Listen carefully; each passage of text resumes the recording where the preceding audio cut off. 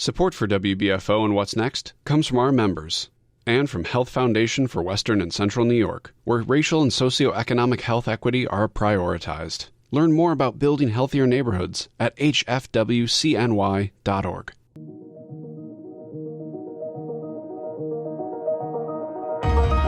I'm Jay Moran. I'm Bridget Jaipal Valenza. I'm Thomas O'Neill White.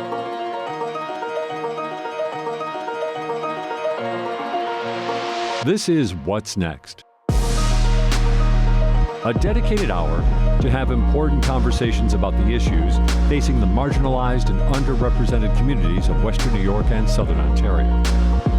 If we're going to have some real healing, we've got to have space to tell some uncomfortable truth. What's Next continues our mission to discuss race, equity, and the common concerns of Buffalo's East Side and beyond. In the suburban area, everywhere, we must work and teach our children. The following conversations contains discussions of sensitive topics, including sex trafficking. This material may be disturbing or triggering to some individuals. Discretion is advised. If you or someone you know is affected by human trafficking, call the Human Trafficking Hotline at 1-888-373-7888 or text info to 233-733. And please visit our website for more information on resources and support. Welcome to What's Next. Today, we're going to be talking with the founding director and president of Project Mona's House, Kelly Diane Galloway. Project Mona's House, Buffalo's first restoration home for women who are victims of human trafficking.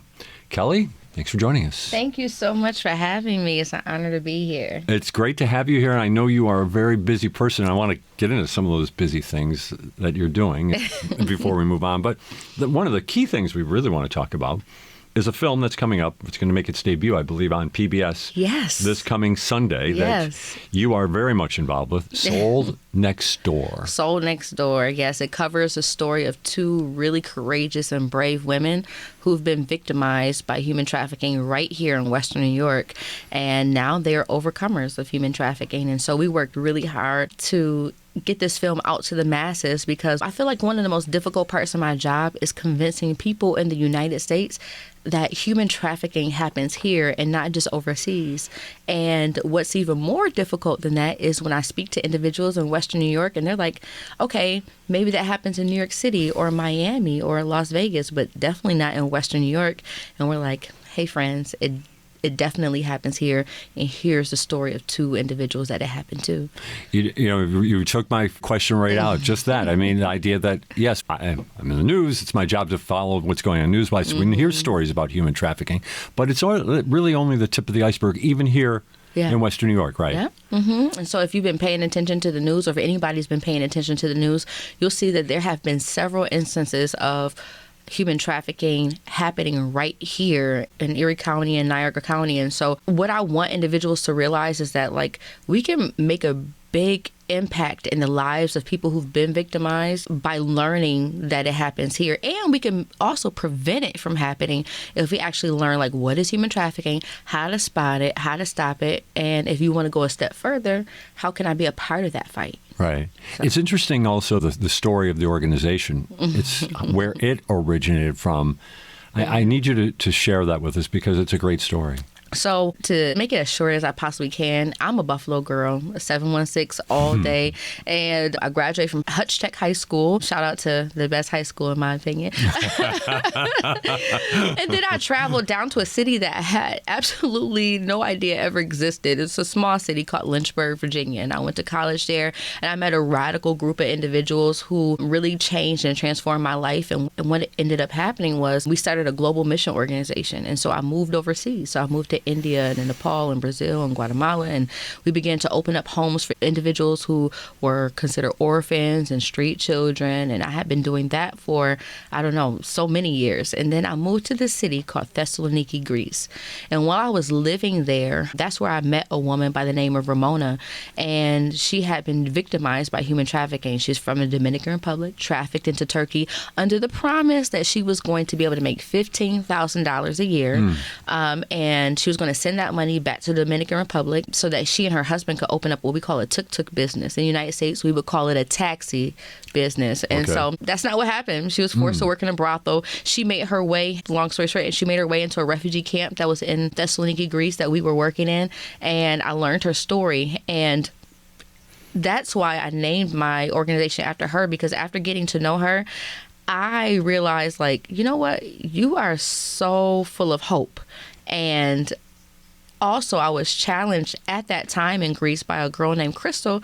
And she was like, Kelly, aren't you from Buffalo, New York? And for anybody that knows me, I am like really defensive. If you say anything about Buffalo, like, don't claim that your city invented buffalo wings, because we did. And do not say anything bad about the Bills, because I will come for you. And so I had like my my guard up. I'm like, yes, girl, I'm from Buffalo. And so she was like, do you know that Buffalo doesn't have a home for women who've been victimized by human trafficking?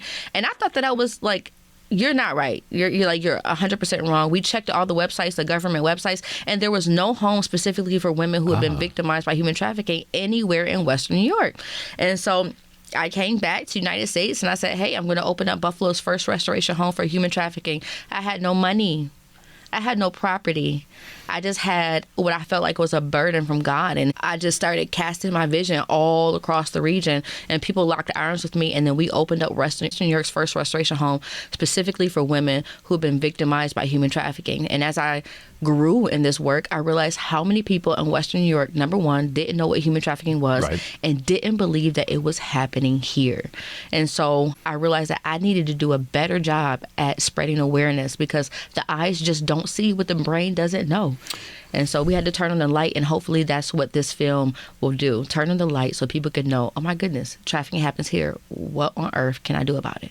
You know, as you were talking, so many stories I wanted to access here, but I don't want to lose sight of the film and the idea that, like you said, it is here in Western New York. So if you can, outline these two stories from Sold Next Door as best you can. I mean, you don't want to be a spoiler alert to a certain extent here. People can watch it on Sunday on PBS, but just maybe give us a little bit about their story. So just a little bit about their stories is that these are everyday women that you will see in the grocery store, that you would pass by driving down the street. I know sometimes I talk to individuals and from affluent or suburban communities, and they're like, this doesn't happen here. Or I'll talk to individuals from the inner city, and they're like, this doesn't happen here. That's like happening to girls out there. And so what we did was we found the intersectionality between suburbia and the inner city, or between crossing over different races, and prove to individuals by these lived experience experts that trafficking does happen here. You'll hear stories about how one of them was rescued by local law enforcement. And then you'll hear a story about where law enforcement was never notified that this individual was a victim of human trafficking, and they had to find resources to help heal themselves. You hear stories about out in suburbia where you'll find where the detectives found a victim's blood all over the walls. And when I met her, her jaw wasn't even attached to her face. You'll hear stories about how one of the young women grew up in foster care and was trafficked out of foster care. And so these are stories that I believe that will touch, but not just touch. I hope that they will move people, like I said, to action. You'll hear stories from the daughter of a decorated military veteran, because could that happen to her? Yes, it can. Coming from a two-parent household, right, in Amherst. And then you'll hear stories about, like I said, somebody that grew up in foster care, but the individuals who were supposed to protect that person, unfortunately, could not. And so these stories, I feel like, are moving. They're things that we can relate to. They look like your children's friends. When you look at them, you can't tell that anything happened to them, because I believe just by the grace of God, they don't look like what they've been through. And so I believe that by seeing this, your eyes are going to be wide and your eyes are going to be open. And I think that hopefully people's hearts will be moved to be able to say, what can I do to end modern day slavery that's happening right here in Western New York? Because I'll leave you with this. There's not one Buffalo public school, and probably not any school within Western New York, but specifically not in the Buffalo public school system, where it's not at least one trafficking victim. Is that right? That's right. So we're talking about children in the Buffalo public schools There is in every school. There is not one high school in Western New York and Buffalo Public Schools that does not have at least one trafficking victim. How do we know this? Because we also have a program for young girls. So Project Mona's House doesn't just house women 18 and over. We also have a Young Women's Empowerment Academy where we target vulnerable populations to make them less vulnerable. And so we have about 73 girls from 3rd grade all the way to 12th grade. We take them all over the nation. And even this week, we're going to be taking them to Africa, some of them to Africa. And so what it does is it opens up the doors for us to be able to educate them so they can go ahead and educate others. And then guess what? Like, they find other young girls or even boys or gender fluid individuals who have been victimized and bought and sold at an early age for their bodies. And unfortunately, like, it's not just physically. Like, a lot of people think that you have to have physical contact to be trafficked. Some of these children and even the women that we serve are trafficked through porn websites and things like that. And so if you've been keeping up with the news, you'll see like even websites like Pornhub are being sued and they're being shut down in several different states because they do not keep children safe. And I remember in 2021, there was an article by a gentleman from the New York Times named Nicholas Kirstoff, and it was called The Children of Pornhub. And I know that in Western New York, we had several children who are victimized by porn in Western New York. And so we contacted Pornhub. They refused to take the videos down. After Nicholas Kirstoff wrote that article, within 24 hours, PayPal and American Express said, you cannot patronize this website if you use our cards. Nothing happened. Within 48 hours, Visa and MasterCard followed suit. Within 72 hours, 10 million videos were instantly taken down. Wow. Of children and the individuals in Western New York that we have been advocating for, like, hey, like, their traffickers put these videos up. Can you please take them down? And in 72 hours, because money started, being involved, they took the videos down. We are talking with Kelly Diane Galloway of Project Mona's House. She is the founding director and president of Project Mona's House, first restoration home for women who are victims of human trafficking. You mentioned, though, how you also are now looking to help vulnerable populations. Yeah. When you use the term vulnerable, you have ideas of where you are likely to find potential victims. Who are we looking at here? So let's just start with adults. So how we identify our vulnerable populations that we're equipped to work with: anybody that's in poverty, anybody that is suffering from chronic homelessness, individuals who have suffered because of substance abuse, individuals a part of the LGBTQ plus population, foster care alumni. I would say this about that. So there are different types of human trafficking, but when we're talking specifically about sex trafficking, there's over 70% of sex trafficking victims who are former foster youth. Wow. Yes. And then over 80% of sex trafficking victims, so specifically even in New York State, are all girls and women. So it's definitely a gender-based crime. And so mostly affecting individuals of color. So anybody that's in poverty, LGBTQ plus, people of color, people who are foster care alumni, individuals who have run away or are runaway youth because they need 3 things: food, clothing, and shelter, and traffickers will provide that. And you'll think that they're doing you a favor, and at the end of the day, like, it's not free. That favor is not free. Also, children who use social media that don't have safeguards. I always tell parents, like, listen, and adults who are guardians, the responsibility of protecting children cannot be on children. Like, at some point, adults have to step in. And so that's why you have instances where now Facebook and other social media platforms are being sued for not protecting children against traffickers. Well, they should be responsible, right? They should have safeguards in place. But as a parents and as guardians, there's so much software out there that allows us to monitor our children's engagements on social media. Statistics show that over 70% of trafficking victims are groomed. It's not the white van that's kidnapping them or a stranger in a Target parking lot. It's individuals that they have met on the internet. And so students and children whose family don't have safeguards on their cell phone, and there's a couple different programs that we even recommend so that you can see, like, who your child is talking to. Okay. Like, I always say, like, hey, like, if you have a daughter that's 14, would you leave her alone in a bedroom with a 72-year-old man? Most parents would say, absolutely not. Right. But if you don't have the proper safeguards on your cell phone, you just did that. That's why we have a Sony executive who was just fired. He was luring 15-year-old boys through the gaming system to his home. Wow.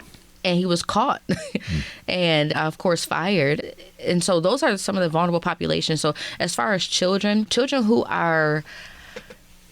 who suffer from poverty, right? We say that poverty is the biggest pimp, honestly.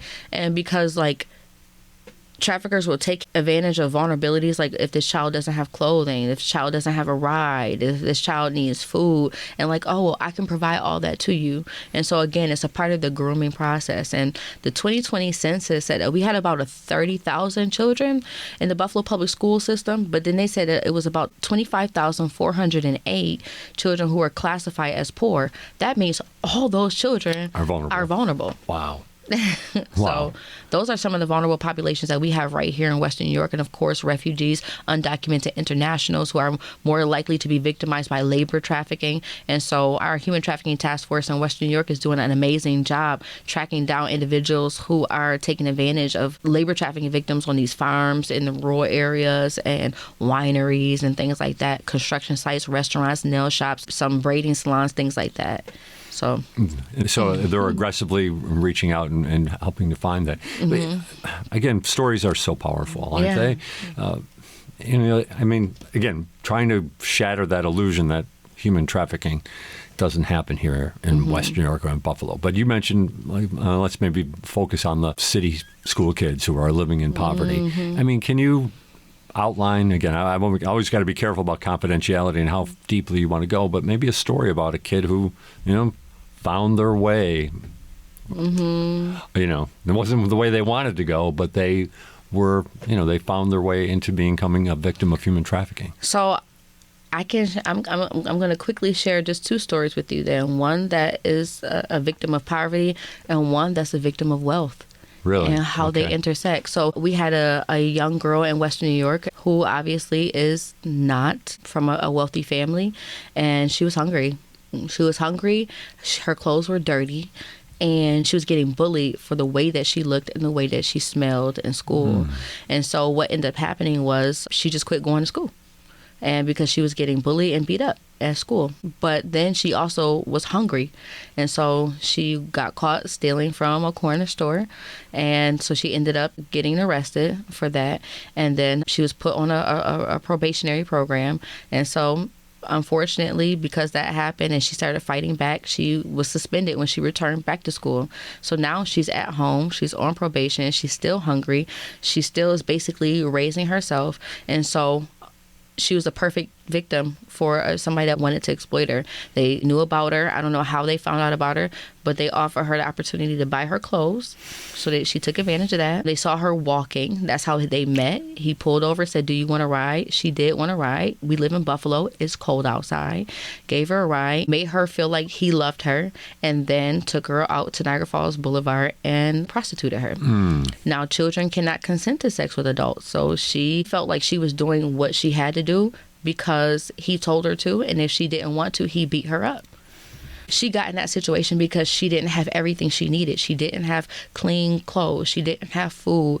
And as a result, it was behavioral issues in school, which led to her being suspended, which gave her the extra time for a trafficker to groom her. Then on the other side, we had a really wealthy individual. And I call this our Justin Bieber story, because to me, this highlights a lot more than just poverty, but it shows like the condition of individuals in the United States or even around the world. She did so well in school. Her parents are extremely wealthy. Her father is very well known in the Western New York area, but her mom was the first phone call Project Mona's House ever got.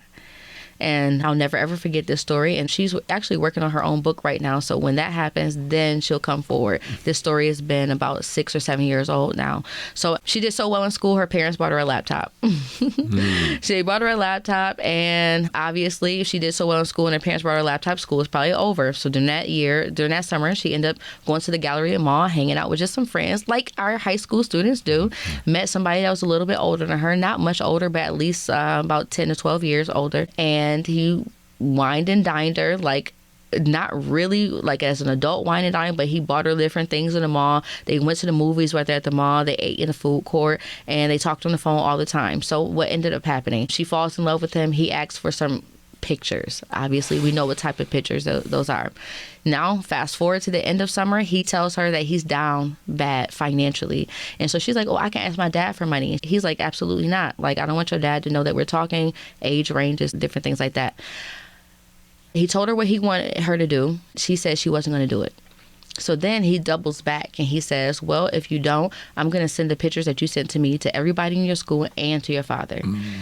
Now, realistically, did he have everybody in her school's phone number? No, but could he have done it? We don't know. Could he have gotten the pictures to her father? Yes, but probably not. But it was enough for her to believe. Right. And so she ended up doing what he told her to do. I'll tell you what that is in a second. She goes to school. The teachers know her. Always a stellar student. Everybody knows who her father is. And all of a sudden, she's just sleeping through classes. Nobody knows why. She's so tired all of the time. The teacher calls the guidance office. The guidance office calls her in and say, what's going on? She tells the guidance officer the truth. The police are called. Her father is called. And come to find out, this individual was selling her on the internet while her parents were asleep. Never left the house. What was he doing? He was making her go on webcam services and doing whatever the people on the webcam services wanted her to do. Turns out he was also doing that to a couple other girls. This man is making a lot of money off of teen girls. This is where Justin Bieber comes in. Her mom sent me a picture of what her bedroom looks like from the angle of the camera, which you would have seen. The girl physically looks like a little girl, a teenager. And then behind her, her room has the LED lights like little girls do. And she has so many pictures of Justin Bieber behind her. What adult woman would have pictures of Justin Bieber all over her bedroom like a little kid, right? And so what does that tell us? That also highlights a population of individuals in the United States who are trying to legalize pedophilia. They're called MAP people, minor attracted persons. And so people don't understand, and I know like a lot of people watch porn for their enjoyment, but porn has a lot of filters, but there's one filter that's missing. That filter is willing and unwilling. And so you never know if you're fueling that industry. And so that's why we just say, just stay away from it, because there's so many individuals, especially children, and the 10 million videos that I highlighted earlier, and even the individuals who are outlined in our film Soul Next Door, who were trafficked even online. And so that talks about just how poverty can affect individuals and create a pathway to being trafficked, but how sometimes excess and having the opportunities that maybe some other children don't also, because Wi-Fi in a lot of areas and communities is privilege. Right. Having your own laptop is privilege in some communities. And so that's the intersectionality in that there's a market for children. And so one of the girls in the video, when she came to us, she was only 19 years old. She had only been out of high school a year. So she was already being trafficked before she got to Project Mona's house. And so you'll see the age difference. You'll see that she was just, like I said, a fresh graduate from Sweet Home High School. And so hopefully, like I said, this film will open up people's eyes and people will want to get involved in the fight and then find out, is there anything I'm doing in my own life to fuel this industry? And maybe, because sometimes you don't know what you don't know. Right. And so we're not here to condemn people, but just open up your eyes to say, maybe I can do some things just a little bit differently and it might make a big impact. So those little changes in your life can make a big impact in the lives of other individuals, especially the ones that Project Mona's house lives to serve. Kelly, you may have seen my expression when you just described how that young girl never left her house. Never left her house. I mean, it's a stunning story, and it's tremendously troubling. I'm just curious for you and your team at Project Mona's house, how do you have the fortitude to endure these stories and continue to help people out? I mean, I can't imagine sometimes what you see. Like you said, you know, the brain now knows what the eyes have seen, and you've seen a lot. What about that? We've had some volunteers stop volunteering before because it was too heavy, because we don't know what we're going to see. Right. When the doors are open, like I said, we have a drop-in center called the Freedom Center. Everybody can walk in just as normal as can be on Monday. But if they don't live in Project Mona's house, they live in other places and they're coming there for our services during the week, you can see somebody that looks perfectly fine today, and then 2 days from now, they'll be completely beat up because maybe a trafficker found them. Or, I mean, and this happens and it pulls on your heart. If you're doing an intake, and unfortunately, during the intake, or a future overcomer has to tell their story. And so it's heart-wrenching. And so we're a small nonprofit. And so we have to raise money so that we can make sure that our staff can afford counseling because we don't offer benefits. And so we pay out of pocket for that. But that's a whole separate fundraising expense that we have just to be able to pay for counseling because we need it. So like for me, I have to go to counseling every single week. Unfortunately, the stories don't stop. They don't get any easier. They don't get any easier over time. You learn different coping mechanisms so that it doesn't affect you so much to the point that like you're taking it home to your children, you're taking it home to your husband or wife. In my case, taking it home to your dog. But we use therapeutic methods and then like relaxation. Sometimes we just go to local restaurants and just eat. And we're just like, let's not talk about work at all. Let's find joy any way that we can. And so for us, we know that it's still happening, but we have to steal moments of joy because the world can seem just so dark and evil at times, but we still deserve to have moments where we still smile and we still laugh. But we know that in the back of our mind that this is happening every 12 seconds. Somebody's being victimized every 12 seconds all over the world. And so I used to be able to say that this was affecting 26 million, then 40, and now it's 50 million people worldwide. I used to be able to say that it was generating $150 billion a year, but now we're almost at $200 billion a year. If you combine every major sports team and combine all the money that they make, human trafficking, the buying and selling of human bodies generates more than that. Stay with us. There's more to come. This is What's Next on WBFO. Explore the Underground Railroad's final stop. Learn about how the Latine workforce organized to overcome discrimination and follow the timeline of immigration in Western New York. So remember, history surrounds you and includes you. Watch Compact History on the Buffalo Toronto Public Media YouTube channel. You're listening to What's Next, our place to discuss the important issues of our communities of Western New York and Southern Ontario. We want to hear from you.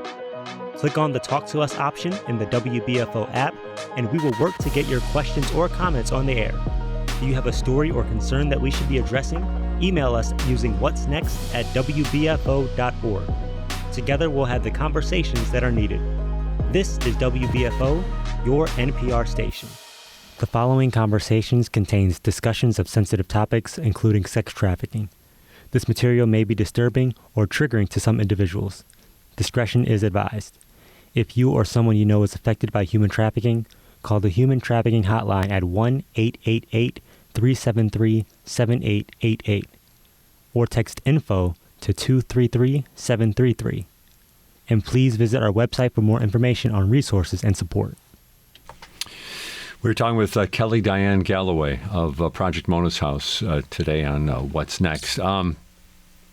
I guess I wouldn't say we've talked enough about the victims, but we'll leave off the victims. Yeah. Overcomers, is that what you call them? So we say women come in as victims, they're transformed into survivors, but by the time they leave Project Mona's House, they're overcomers. So overcomers. I believe that we should have life abundantly. And the problem is, like, we've made survivorship the goal. Survivorship, to survive, you just try not to die, right? But it has to come a point where you thrive. And so all of us, you included, myself, we've already survived 100% of our worst days, right? All right. And so we've overcome so much. And so my message is not just about human trafficking, but the reason why we call people overcomers is because I want people to move the needle.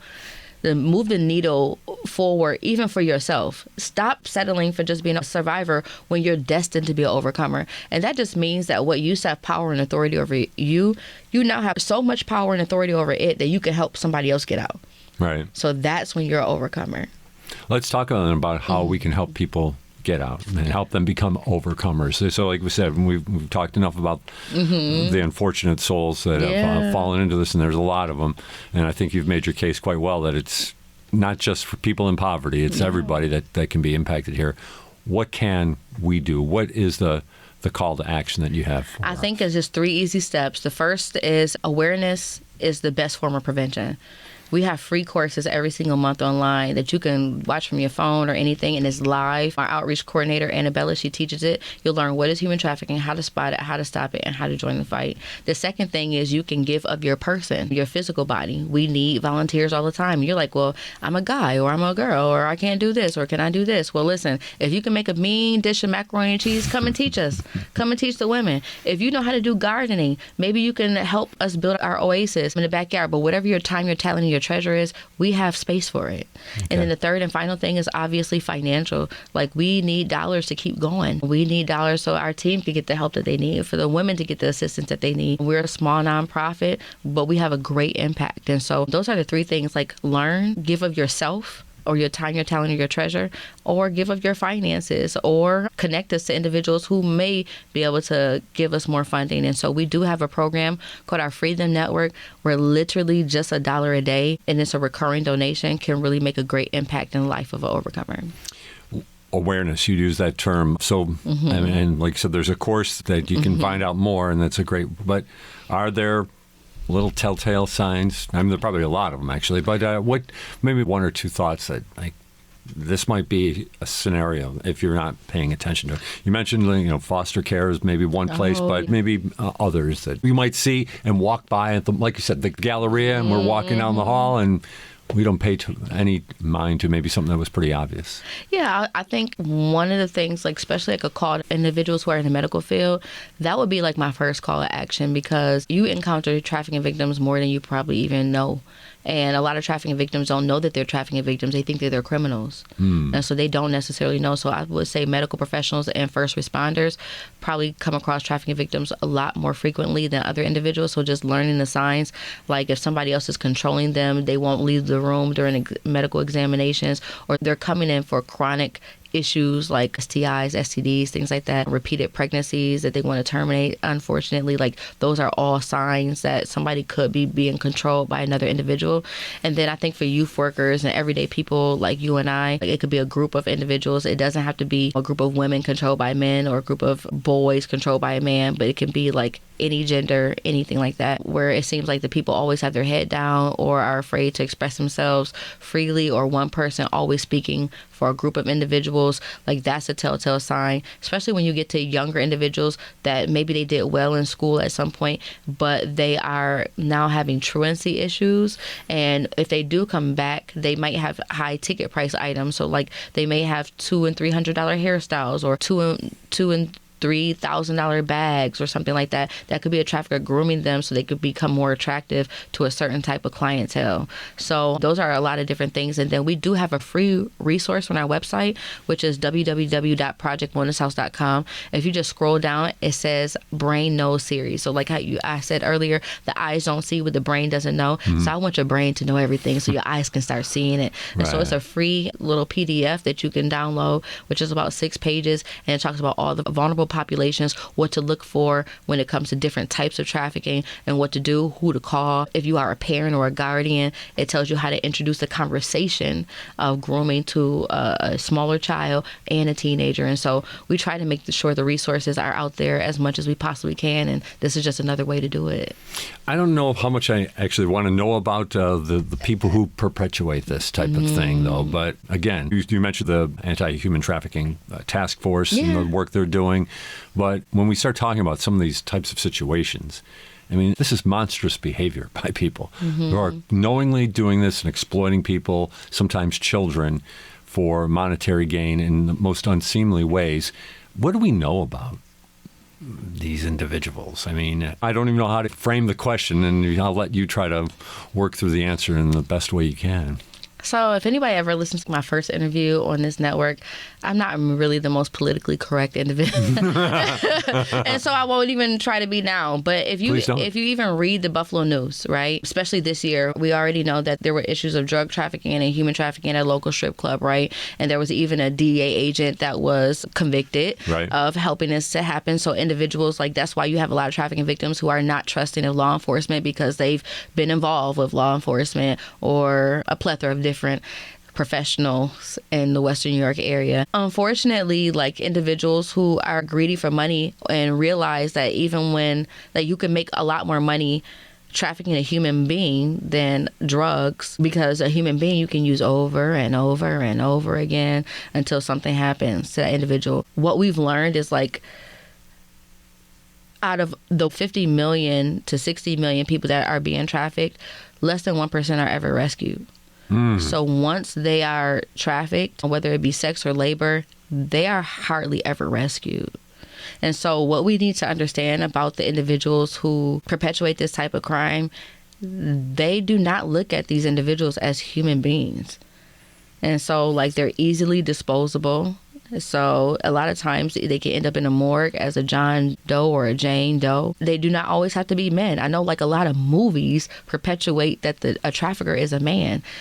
That's not always true. The Buffalo News did a story when Backpage.com was taken down. We brought the woman whose case was the reason why Backpage was taken down with tons of other individuals. And she was interviewed here in Buffalo in Mona's house. And one of the main reasons why it was taken down is because they were trafficking children. But during that same interview, we learned that there was a woman that was trafficking individuals from Ohio into Buffalo, into Syracuse, into New York City, who was making like over $80 million untaxed. Oh.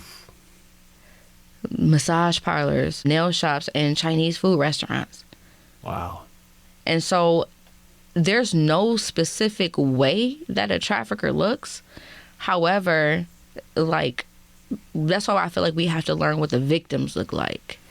Because if you find the victims, then hopefully if they are willing to cooperate with law enforcement and feel safe enough to, then we can put those people behind bars. So initially, people may not want to cooperate with law enforcement. I think that's why the Freedom Center and Project Mona's House is so necessary, because once they reach a stage of healing, then they're ready to talk. Okay. And they're ready to be free, because they may have friends that they left back there, and they may say, you know what, I don't want this to happen to anybody else. And so they'll comply with law enforcement and then help to bring those traffickers down. But we've had organized trafficking rings right here in Western New York, and it's been all over the news since last year, right, you know, right. into this year. It's interesting you talk about the strip club story, and we've heard a little bit about that. But in some ways, that story, and it must be, I would assume this is kind of frustrating for you, that story becomes kind of about other things other than the core, which is the price that some humans are paying for these acts. Yeah, it's because I think, like, for some reason, we've normalized bodies being commodities. I always tell people, so I'll be 39. August is my birthday month, so I'll be 39. But my father was born in 1950, and so he will be 74 this year. And my grandmother, who passed away, she was born in about 1928. We're the only three in my family on my father's side that were born not on a plantation. We're only three born free. This country has a history of enslavement. And so indigenous, indentured servants, and Africans were bought and sold for sex, bought and sold for labor, bought and sold for medical experimentation, and bought and sold for entertainment. Bodies as commodities is built into the DNA of the United States of America. And so it's normalized. And so it's just changed faces, where it was indigenous, indentured servants, and Africans to just Africans, and then now to anybody that's a part of those vulnerable populations that I listed earlier. Right. And so we feel entitled to an extent that if I have the money and I want this person to dance for me, or if I want this person to sleep with me, or I want this person to come clean my house in a topless, we've learned that that's acceptable behavior. And we don't realize that it has been normalized to a fault. And so you have organizations and people trying to put a lot of money to like legalize prostitution because it's empowering. But let me pose this question. Why is it only empowering to poor people? Why is the buying and selling of bodies, women or people should be able to do whatever they want? They should be able to sell their body for sex. But why is it only targeted toward those who are impoverished? I've never seen a billionaire or a millionaire's daughter saying, you know what, I aspire to be in the sex trade. I aspire to do this, or even acceptable amongst the wealthy. But it is targeted towards the poor, and then 86% of that population are Black girls and Latina girls. So when are we going to have like the real conversation that bodies are commodities, especially for marginalized populations, people who are still separated by social determinants of health. I can't find a safe and affordable place to live. I can't feed my family. I don't have access to equal education. All of these are pathways that lead vulnerable populations to be trafficked and their bodies to be commodified for the sexual gain of really men. Kelly. I know. We running out of time. I just opened up a can of worms. But yeah, so again, this is a wonderful option for the people who have the least amount of options. Take that over to Harvard and Yale and advertise. Hey, who over here wants to be in the sex trade? But they won't do that. But they'll take it into poor communities and put it in poor people's music. They'll do it like, this is like, no. And then there's other populations where like, this is empowering because this is this demographic's only thing that they can do. You mean to tell me, first of all, how insulting to say that selling your body for sexual gain and the satisfaction of somebody else is the only thing this person could do. We had a woman move into Project Mona's house a month ago. Just for giggles, just ask me what happened yesterday. What happened yesterday? 2 of her books were published on Amazon.com. Wow. She only moved in 30 days ago. Really? She was told that the only thing she could do is sell her body, and now she's a published author. Quit playing with me. Wow. You mean to tell me that individuals that are a part of vulnerable populations, people that look like me, or people are part of the LGBTQ+ population, that the only thing they can do is sell their body? Who are you? These are authors. These are future doctors. These are social workers. These are parents. These are soccer moms, if that's what they feel like being. But to tell me that the only option that somebody has is to sell their body, what an entitled, degrading thought.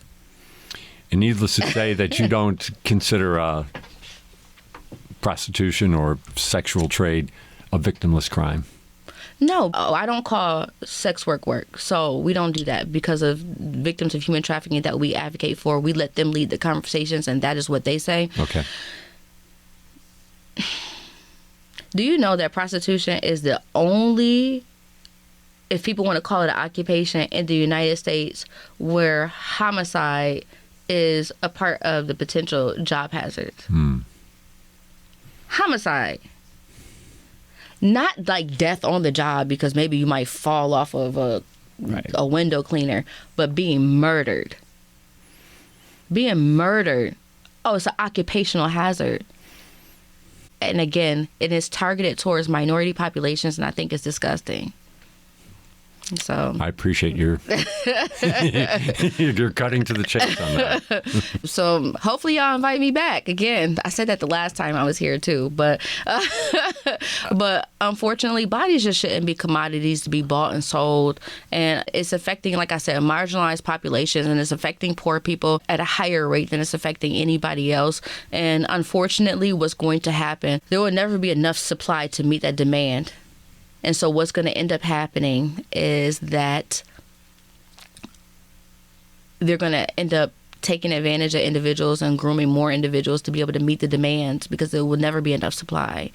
And if you look at any country around the world where this has happened before, sex trafficking and human trafficking has increased. And so, we should be more intentional about not looking at people as just pieces of property to be bought and sold, but as dignified human beings deserving of equal opportunities, equal access to education, equal access to food, equal access to housing, which are, like I said, pathways that lead to people being more easily groomed and victimized by this crime. Thanks for joining us today. This is What's Next on WBFO. More to come right after this. At Buffalo Toronto Public Media, community is at the heart of everything we do. Whether we're dancing alongside you at Porch Fest, inviting you in for a tough conversation about systemic racism, teaching you about what to do when someone overdoses, or entertaining you with free concerts in our performance space. Engaging with and serving our community is our top priority. This is public media. Hi, I'm Christina. I love exploring the world around me, and I have behind-the-scenes VIP tickets to some of the most exciting places and people in Western New York, and you can come along with me from wherever you are. Let's go! A new series you can watch on WNED PBS the Buffalo Toronto Public Media YouTube channel, and on PBS Learning Media nationwide. So let's go, let's go, let's go, let's go, let's go. You're listening to What's Next, our place to discuss the important issues of our communities of Western New York and Southern Ontario. We want to hear from you. Click on the Talk to Us option in the WBFO app, and we will work to get your questions or comments on the air. Do you have a story or concern that we should be addressing? Email us using whatsnext@wbfo.org. Together we'll have the conversations that are needed. This is WBFO, your NPR station. The following conversations contains discussions of sensitive topics, including sex trafficking. This material may be disturbing or triggering to some individuals. Discretion is advised. If you or someone you know is affected by human trafficking, call the Human Trafficking Hotline at 1-888-373-7888 or text info to 233-733. And please visit our website for more information on resources and support. Kelly Diane Galloway with us here on What's Next. We got about 10 minutes to go, and I wanted to Project Mona's House and the work you're doing in this issue are huge and very serious, and I don't want to slight it by moving away to another element, because when I have you here, and if anybody's been listening to Kelly, I think they realize this is an individual who brings a lot of energy and doesn't really sit still very much. But you talk about not sitting still. You did a freedom walk. Ooh, yeah. 900, how many miles? 902 miles. It took me 50 days. Wow. Me and 13 of my friends, we left Lynchburg, Virginia, which is right outside of Appomattox, which is where the Civil War ended. So we basically started there, and we walked all the way up the East Coast to New York City. Then we crossed over New York State. We went to a lot of places that freedom seekers of the past went to. Specifically, like, we followed the route of several freedom seekers of the past, like William and Ellen Craft, Harriet Tubman, and the family of William Steele. And we have a film coming out about that. Yeah? Yeah, but it was beautiful. You're going to see like how hard it was, because first of all, living with 14 people that we had one girl fly in from Guatemala to do it with me, and then my family and friends from all around the United States. And for the most part, we lived on top of each other at night in an RV. We had never even driven an RV before, so it was a lot. We stayed in some campgrounds, and if somebody, donated a place or provided a place for us to stay. So it was an amazing journey. And when we got back to Buffalo on Juneteenth, a lot of our elected officials and friends and family from around the country, some Bills players, walked that last mile with us that completed our 902-mile journey. And so we don't just put our money where our mouth is, we put our bodies on the line. And so Western New York has a rich history of freedom.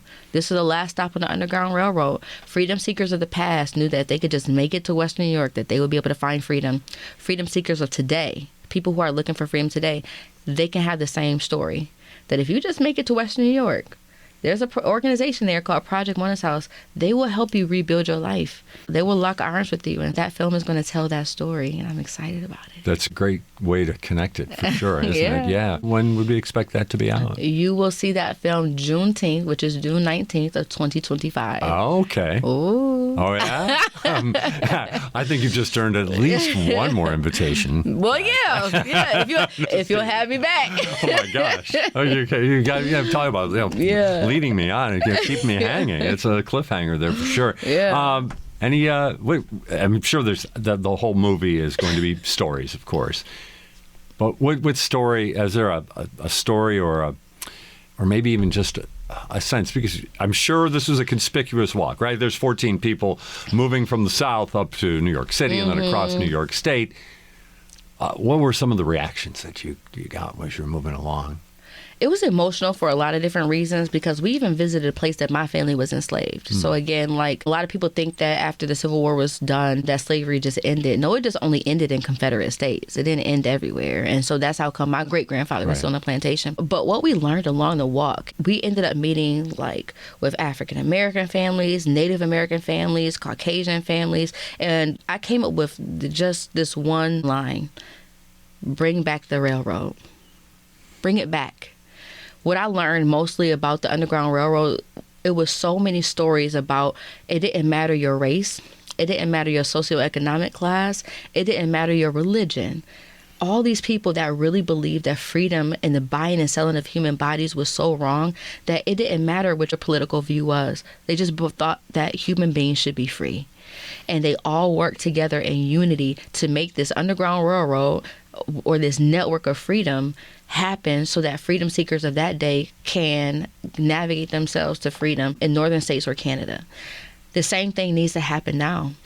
It doesn't matter what your political view is. It doesn't matter what your gender is, how you identify, your socioeconomic class, your race, or your religion. We all need to work together to bring the railroad back, which is a network to freedom. So advocating for those who are still bought and sold on a daily basis, whether it be for medical experimentation or organ harvesting, whether it be for sex trafficking, whether it be for labor trafficking, we must tear down the things that will continue to enslave people. That means that we have to tear down our habits and our vices and maybe a former way of doing things. And we must work together in order for freedom to really ring for all people in the United States of America and even around the world. And so you're going to hear those powerful stories. And like I said, it doesn't matter who you are, where you come from. You should be able to find your story, find yourself in one of the stories that we're going to tell. And it's 902 miles of stories. 902 miles of stories. And then, somewhat finally, but I love the way you made that, we want to bring the railroad back. Mm-hmm. And you said how freedom, that concept, it's one of the few bipartisan concepts I think we can think of. Yeah. But yet, that story, you make the great connection. But are you finding that you're getting responses from people of all different walks of life that when you kind of present it in that fashion, it's very compelling. But are you getting that sense that it's connecting?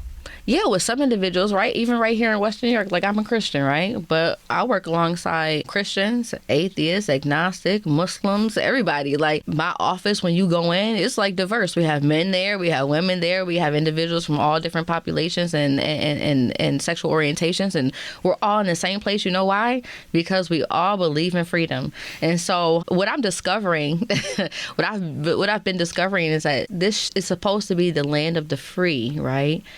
But in order for it to be the land of the free, we're going to need the brave to stand up. We're going to need the brave to challenge status quo.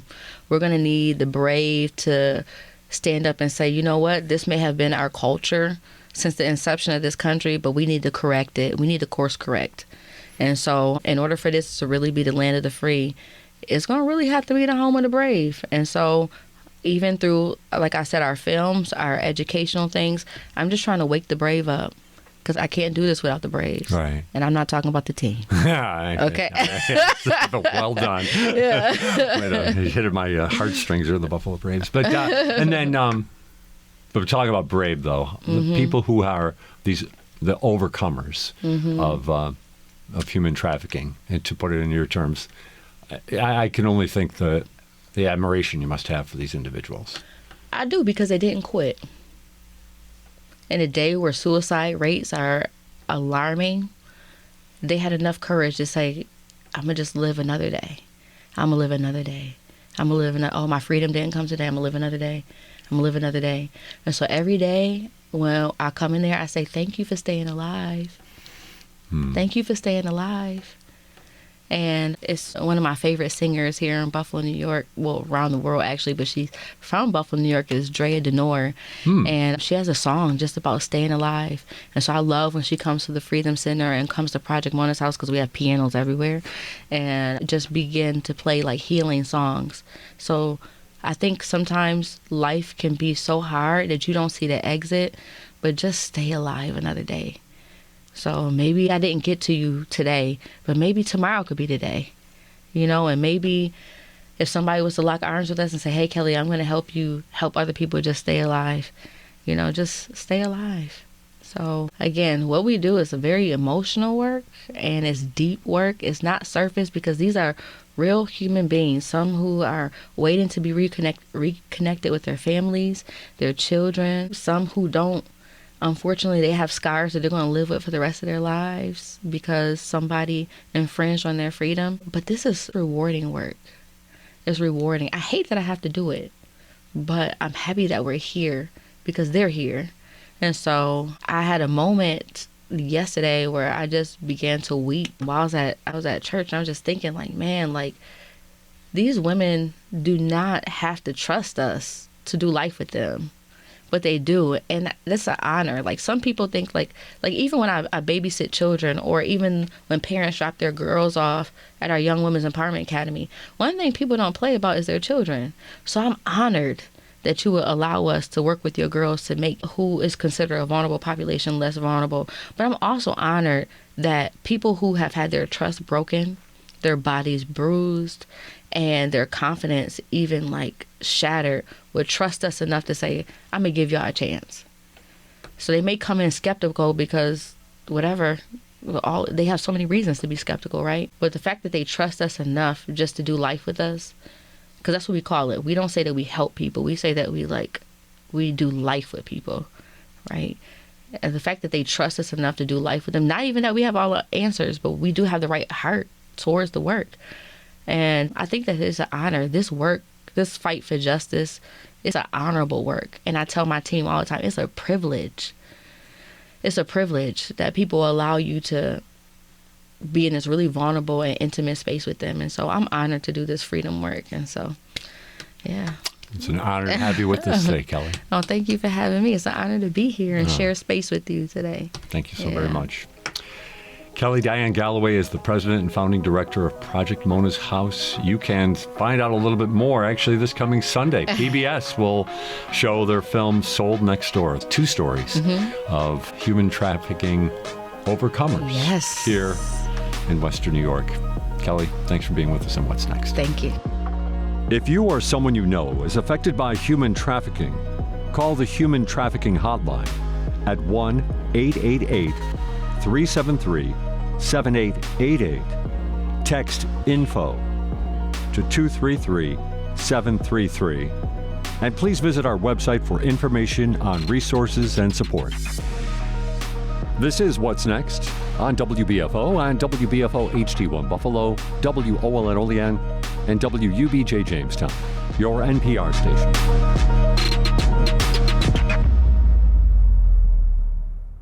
Support for WBFO and What's Next comes from our members and from Health Foundation for Western and Central New York, where racial and socioeconomic health equity are prioritized. Learn more about building healthier neighborhoods at hfwcny.org.